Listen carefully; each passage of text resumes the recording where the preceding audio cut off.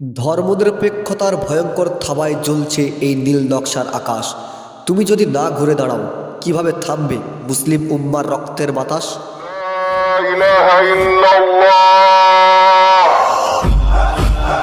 আসসালামু আলাইকুম প্রিয় ইসলামপন্থী যুবক ভাইয়েরা, আজকের আলোচিত বিষয় হলো ইসলাম কেন ধর্মনিরপেক্ষতা প্রত্যাখ্যান করে।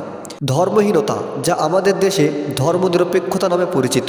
আমরা জানি দেহ এবং আত্মা মিলিয়ে মানুষের সৃষ্টি। ধর্মনিরপেক্ষতা মানুষের দেহের চাহিদার দিকে গুরুত্ব দেয়, কিন্তু আত্মার চাহিদার দিকে বিন্দুমাত্র লক্ষ্য করে না।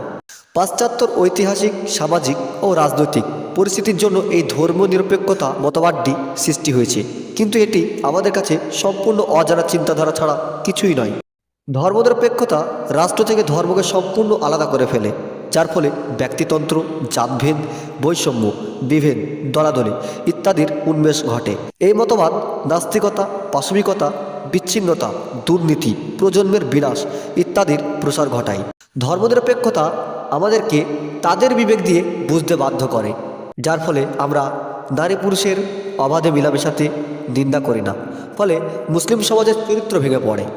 অর্থনৈতিক কর্মকাণ্ডের জন্য সমাজের রুদ্ধদ্বারকে খুলে দেয়, ফলে সুদকে তারা বৈধ বলে মনে করে। সিনেমা, নাটক, চলচ্চিত্র এগুলিকে শিল্প হিসেবে অতিমর্যাদা দেয়। এগুলি থেকে আমরা বুঝতে পারলাম যে ধর্মনিরপেক্ষতার ছায়াতলে আসলে প্রত্যেক মানুষ অন্যর ক্ষতি করে নিজের লাভবান হওয়ার চেষ্টা করে, অর্থাৎ স্বার্থপর হয়।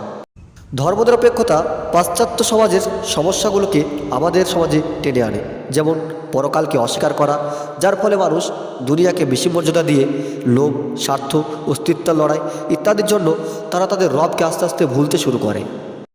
আজ এই পর্যন্তই। আমরা যেন আল্লাহর শরীয়ত অনুযায়ী চলতে পারি, আল্লাহ যেন সেই তৌফিক আমাদেরকে দান করুক। আমিন।